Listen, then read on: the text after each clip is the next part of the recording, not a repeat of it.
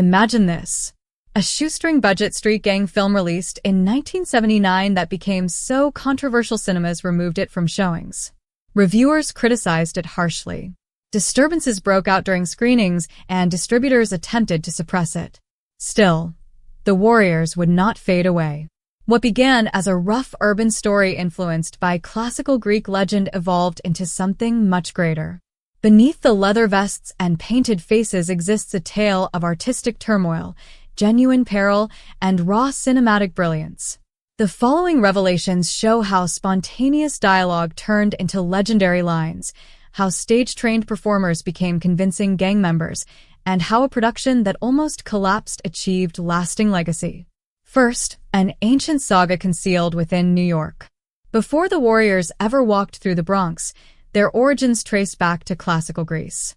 The film's foundation reaches to Anubis, a 2,400-year-old story of fighters struggling home across hostile territory.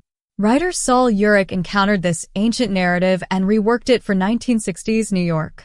His 1965 book reshaped soldiers into urban gangs, converting historic battlegrounds into city streets. This was more than a typical crime drama. It was legend wrapped in leather jackets.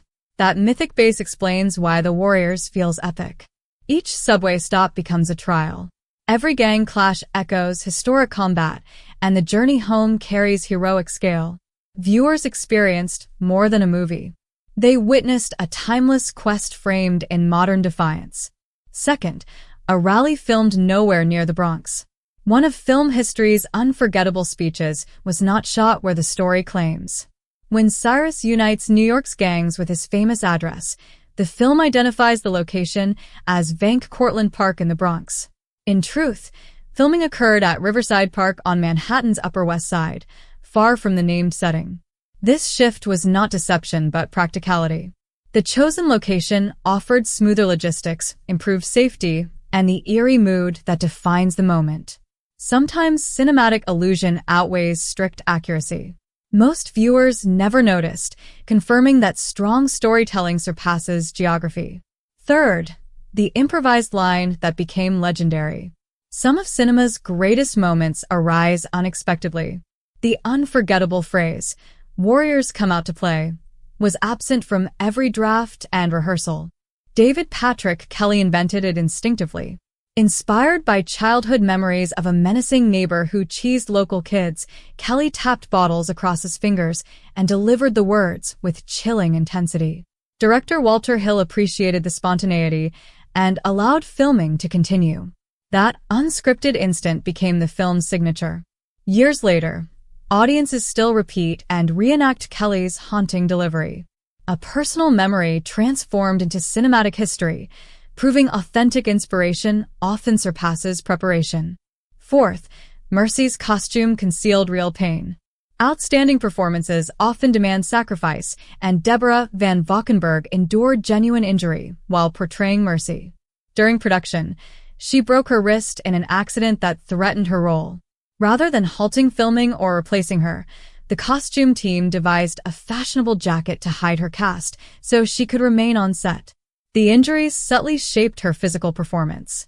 Her restrained gestures and guarded posture appeared intentional character traits rather than medical necessity. Real adversity added authenticity that enhanced the role. Fifth, theater veterans inside a gang film. This gritty 1970s street drama secretly relied on Broadway experience. Several cast members arrived directly from stage productions, bringing classical training into an urban narrative. Dorsey Wright had recently appeared in Hair before securing his role. Others shared similar theatrical backgrounds, blending disciplined technique with raw city energy. Their experience lent the performances an almost epic tone. They delivered tough dialogue with the gravity of stage monologues. The outcome felt simultaneously realistic and mythic, as though ancient heroes spoke through modern voices. Sixth, Hill's determination over casting Swan. Studio executives sought a recognizable star to secure financial success, yet Walter Hill envisioned a different lead. After seeing Michael Beck in Mad Men, Hill believed he had discovered the ideal Swan. The studio resisted, promoting more commercially proven actors. Hill remained firm, eventually presenting an ultimatum: Cast Beck or replace the director. The studio conceded. Beck's restrained intensity anchored the story emotionally, illustrating that conviction and casting can define a film's identity. 7th, Fox's departure shaped by reality. Thomas G. Waits, who portrayed Fox, clashed repeatedly with Hill during filming, resulting in his dismissal. This created narrative complications. Instead of rewriting or recasting, the production removed Fox entirely, using a body double to film his death and eliminating Waits from credits. The abrupt disappearance shocked viewers because it mirrored real events behind the camera. Off-screen conflict translated directly into on-screen tragedy. 8th, comic book style restored years later. Hill originally imagined the film as a cinematic graphic novel, complete with illustrated transitions and panel effects.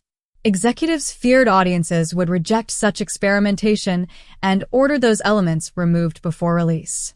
Over 2 decades later, the 2005 director's cut reinstated the comic-inspired visuals. Viewers encountered the version Hill initially intended, merging cinema with sequential art. 9th, subway scenes filmed under pressure. Many underground sequences were captured in actual stations during limited windows, sometimes lacking full authorization. Crews hurried between train schedules, maneuvered equipment through narrow platforms, and worked amid constant risk of interruption. That urgency infused the footage with genuine tension impossible to replicate in controlled environments. 10th, a fight crafted spontaneously. During the bathroom clash with the punks, Hill abandoned elaborate choreography and instructed actors simply to make it hurt. Real impacts and confined chaos created a raw confrontation that felt genuinely hazardous. 11th, the baseball furies inspired by glam rock spectacle.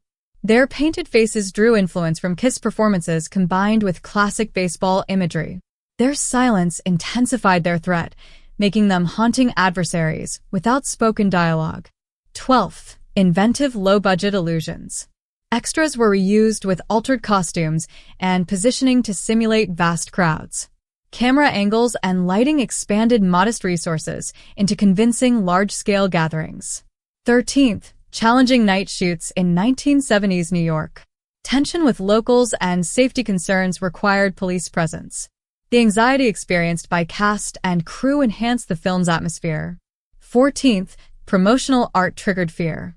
The original poster depicting unified gangs under the line, "These are the armies of the night," alarmed theater owners, some refusing to display it. Marketing designed to attract audiences instead created hesitation. 15th, advertising withdrawn. Following early disturbances, Paramount canceled television and radio promotions, relying solely on limited publicity and word of mouth. 16th, controversy fueled demand. The absence of mainstream marketing created forbidden allure, drawing curious viewers who sought the film precisely because it seemed suppressed. 17th, unexpected presidential praise. Michael Beck later shared that President Ronald Reagan personally expressed admiration for the film, acknowledging themes beyond surface violence. 18th, a rewritten romance. Originally, Mercy was meant to connect with Fox. Yet visible chemistry between Van Valkenburg and Beck prompted Hill to adjust the storyline, forming the Swan and Mercy relationship seen on screen. 19th, Cyrus's speech almost removed. Executives questioned Roger Hill's theatrical delivery of "Can You Dig It?", but Walter Hill defended the performance, preserving what became the film's defining proclamation. 20th, Orson Welles nearly narrated. Hill initially desired Welles to frame the story with narration connecting myth and modern streets, though budget concerns prevented it.